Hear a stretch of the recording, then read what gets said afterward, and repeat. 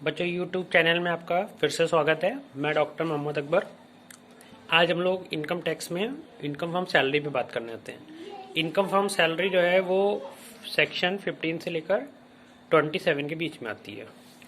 देखिए, income from salary में क्या क्या इंक्लूड होता है। इनकम फ्रॉम सैलरी में जैसे डीएनएस अलाउ वो है, जैसे प्रोविडेंट फंड है, पेंशन है, ग्रेजुटी है, प्रोविडेंट फंड है, अलाउंसेस हैं, परक्विजिस्ट हैं, फैसिलिटीज़ हैं। तो ये सारे आपके इसमें आते हैं। इसमें से एक ग्रेड पे सिस्टम चलता है। ग्रेड पे सिस्टम में होता है, जैसे मान लीजिए एम्प्लॉयर एम्प्लॉय को बोलता है कि आपकी हर साल जो है इतने से सैलरी बढ़ा दी जाएगी। जैसे मान लीजिए आपकी जैसे पहले 4,000 सैलरी है, उसमें 500 रुपये बढ़ाते जाएंगे जब तक वो 10,000 तक ना चाहे, 10,000 में बढ़ाते जाएंगे। तो इस तरह से ग्रेड पे होता है। तो किसी की सैलरी डायरेक्ट होती है, तो किसी की बीच में बढ़ जाती है, तो उस हिसाब से इसका कैलकुलेशन किया था। किसी को नेक्स्ट मंथ मिलती है, किसी इस तरह से मिलती है। 3 टाइप के अलाउंसेस होते हैं। Fully exempted allowance, fully exempted में जैसे यूएनएस से अगर कोई अलाउंस मिलता है तो वो फुली एग्जम्प्ट होता है। हाई कोर्ट, सुप्रीम कोर्ट अगर इससे कोई अलाउंसेस मिलता है तो वो आपका क्या होता है, फुल्ली एग्जम्प्ट होता है। फॉरेन अलाउंस अगर मान लीजिए एम्प्लॉयर ने एम्प्लॉय को फॉरेन अलाउंस मतलब फॉरेन में सर्विस करने के लिए, तो वहाँ जितने भी अलाउंसेस मिलेंगे एम्प्लॉय को, तो वो क्या कहलाएगा, आपका फुल्ली एग्जम्प्ट होगा। अब आता है आपका सेकेंड जो है वो fully taxable allowances. Fully taxable जैसे डीएनएस अलाउंस अगर आपका बेनिफिट सेवा शर्तों के अंतर्गत दिया जाता है तो सैलरी में ऐड करते हैं।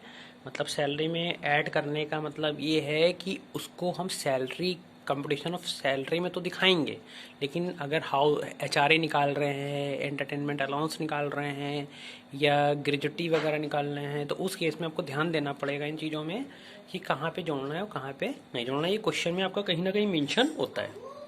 फिर आता है सिटी कंपनसेशन, ये नगर क्षतिपूर्ति भत्ता होता है, दिया जाता है। वार्डन अलाउंस होता है। वार्डन अलाउंस जैसे मान लीजिए किसी की ड्यूटी लग रही है, तो उस केस में ड्यूटी क्या मतलब हॉस्टल वगैरह में किसी को अपॉइंट किया रहा है तो उसको वार्डन अलाउंस मिलता है।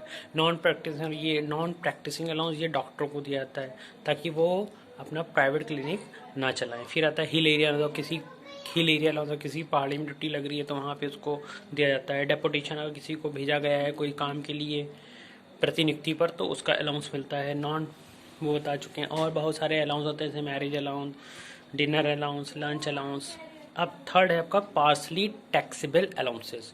पार्सली टैक्सेबल में सबसे पहले हम लोग बात करते हैं आपका हाउस रेंट अलाउंस की। हाउस रेंट अलाउंस जो होता है वो मकान किराया भत्ता, ये एम्प्लॉय को दिया जाता है।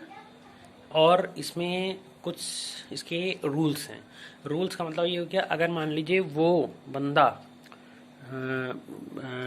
मान लीजिए वो 4 सिटीज में रहता है, दिल्ली, कोलकाता, चेन्नई, मुंबई, तो उस केस में उसको क्या होगा, उस केस में उसको 50% ऑफ सैलरी, यानी कि उसमें सैलरी प्लस डीएनएस पे प्लस डीएनएस अलाउंस बेनिफिट होगा तभी ऐड करेंगे, plus turn over on sale निकाल के जो परसेंट होगा वो जोड़ के तीनों को, मतलब तीनों चारों को जोड़ के उस पर 50% निकाल देंगे। फिर सेकंड होता है excess rent paid over 10% salary. तो रेंट में से 10% सैलरी माइनस करेंगे। अगर रेंट कम है, 10% सैलरी ज़्यादा है तो नील दिखा दीजिएगा, और रेंट ज़्यादा है, 10% सैलरी कम है तो क्या करेंगे, उसको बाहर लिख देंगे। फिर एक्चुअल एचआरए रिसीव, तीनों में जो कम होगा, मतलब तीनों में जो वैल्यू कम होगी वो एग्जाम में लिख दी जाएगी, और फिर जितना एचआरए रिसीव होगा उसमें से एग्जाम के लोग घटा देंगे तो टैक्सेबल अलाउंस आता है।